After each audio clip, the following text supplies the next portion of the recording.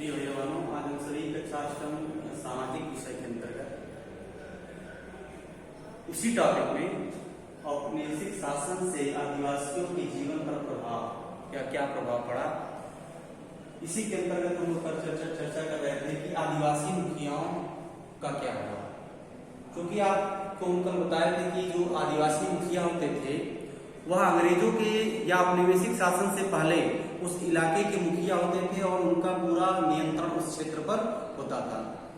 दूसरी चीज, उनकी अपनी सेना होती थी, उनका अपना एक दायित्व था या उनका एक अधिकार था उस क्षेत्र पे कि वो पूरे इलाके पर अपनी शासन व्यवस्था को अपने अनुसार चला सकें। लेकिन औपनिवेशिक शासन आने के बाद या अंग्रेजी शासन आने के बाद, अंग्रेजों के आने के बाद जो उनका अधिकार था वो अधिकार छिन गया और ब्रिटिश अधिकारियों द्वारा जो बनाए गए नियम थे उनको मानने के लिए वे बाध्य हो गए। उन्हें अंग्रेजों को नाराज या नजराना भी देना पड़ता था जो पहले नहीं देना पड़ता था। इस तरह की चीजों का कलम अध्ययन के आज हम पढ़ेंगे कि घुमंतू जो काश्तकार थे उनका क्या हुआ। ऐसे समूहों से अंग्रेजों को काफी परेशानी थी जो यहाँ वहां भटकते रहते थे और एक जगह ठहर कर नहीं रहते थे। वे चाहते थे कि आदिवासियों के जो आदिवासी हैं वह एक जगह होकर के हमारे अनुसार जो हम कहें उन कार्यों को क्रियान्वित। समूह जो इधर उधर घुमंतू काश्तकार थे, वो जो समूह था एक जगह स्थायी रूप से रहें और खेती करें, ऐसा वो चाहते थे। अस्थायी रूप से एक जगह रहने वाले किसानों को नियंत्रित करना आसान होता था।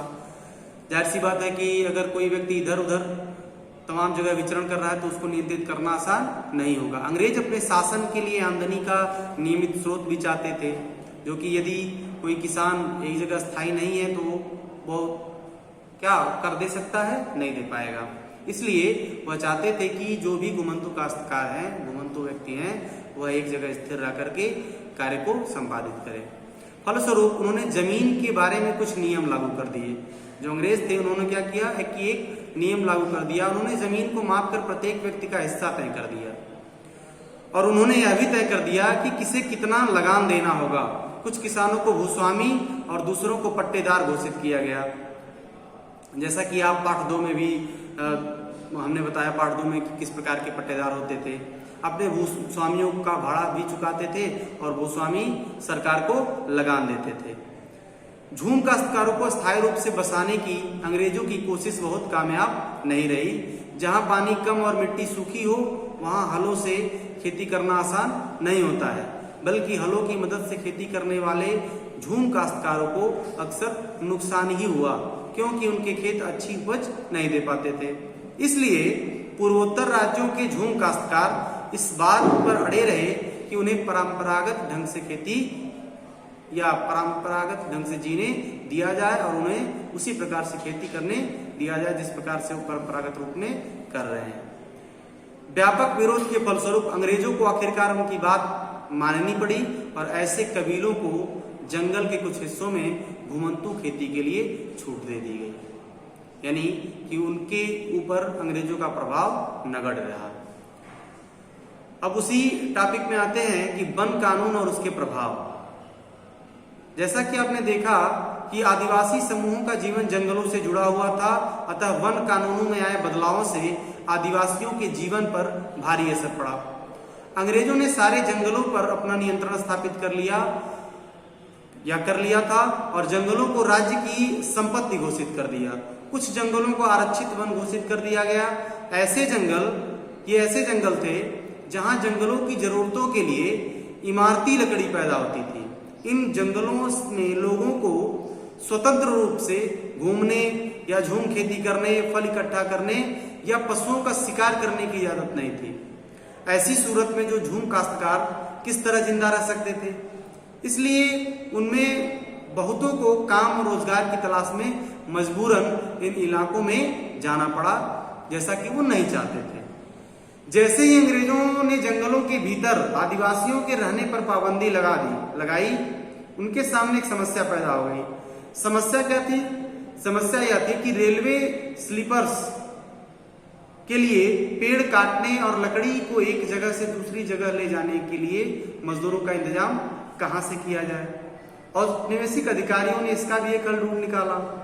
उन्होंने तय किया कि झूम काश्तकारों को जंगल में जमीन के छोटे टुकड़े दिए जाएंगे।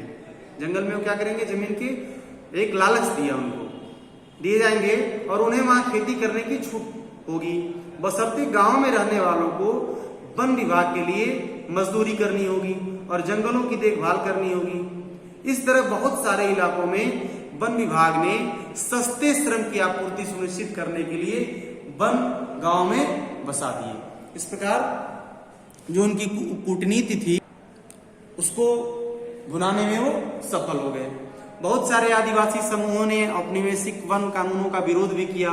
उन्होंने नए नियमों का पालन करने से इनकार भी कर दिया और उन्हीं तौर तरीकों से चलते रहे और जिन्हें सरकार गैर कानूनी घोषित कर चुकी है और कई बार उन्होंने खुलेआम बगावत भी कर दी।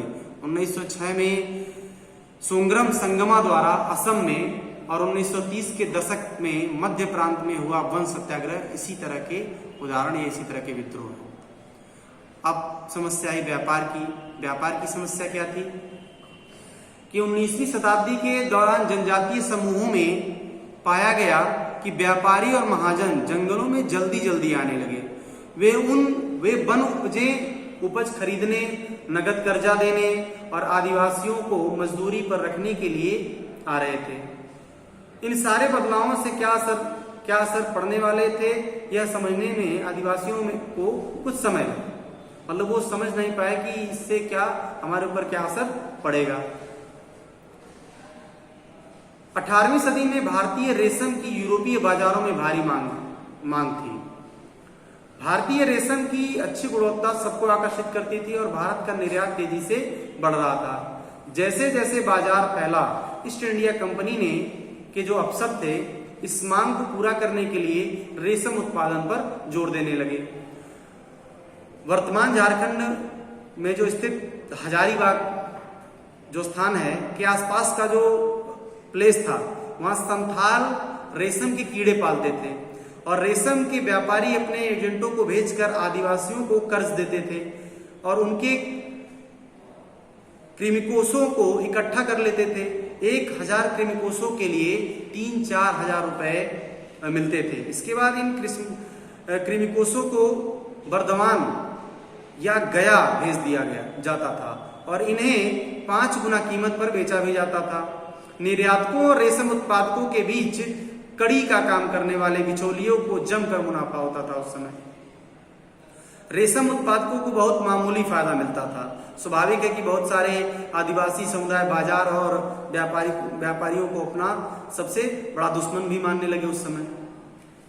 अब काम की तलाश कैसे हो? काम की तलाश में घर से दूर जाने वाले जो आदिवासियों की दशा तो और भी खराब थी। 19वीं सदी के आखिर से ही चाय बगानें फैलने लगी या उस समय फैलने लगी थी। खनन उद्योग भी एक महत्वपूर्ण उद्योग बन गया। असम के चाय बागानों और झारखंड की कोयला खदानों में काम करने के लिए आदिवासियों को बड़ी संख्या में भर्ती किया गया। इन लोगों को ठेकेदारों की मार्फत या ठेकेदारों जैसे आज के ठेकेदार काम करवाते हैं मजदूरों से, उस प्रकार काम लिया जाता था उनसे। ये ठेकेदार न केवल उन्हें बहुत कम वेतन देते थे बल्कि उन्हें वापस भी घर लौटने नहीं देते थे। यानी दोनों तरह की प्रताड़नाओं देते थे, वेतन भी कम देते थे और घर भी नहीं जाने देते थे उनको। इस प्रकार औपनिवेशिक शासन आने के बाद इन तमाम समस्याओं से जो उस समय के आदिवासी थे वो गुजरने लगे। उनको व्यापार की समस्या होने लगी, काम की समस्या होने लगी। ठीक है, फिर जो उनके मुखिया थे उनका अधिकार छिन गया। जो घुमंतु काश्तकार थे उनके घूमने की प्रवृत्ति पर रोक लगाया जाने लगा। यानी अपने फायदे के लिए तमाम प्रकार की चीजें थी उसको वह इजाद करने लगी। ऐसा था औपनिवेशिक शासन में आदिवासियों का जीवन। अब इसके बाद हम लोग टॉपिक करेंगे, इसी में चर्चा करेंगे कि जब हम किसी चीज को नजदीक से देखते हैं, 19वीं-20वीं शताब्दी के दौरान जब देश के विभिन्न भागों में जनजातीय समूहों ने बदलते कानूनों और अपने व्यवहार पर लगी पाबंदियों और नए करों और व्यापारियों और महाजनों में किए जा रहे शोषण के खिलाफ कई बार बगावत किया। अब इन बगावतों के बारे में उसके बारे में हम नजदीक से चर्चा करेंगे अगले वीडियो में। धन्यवाद।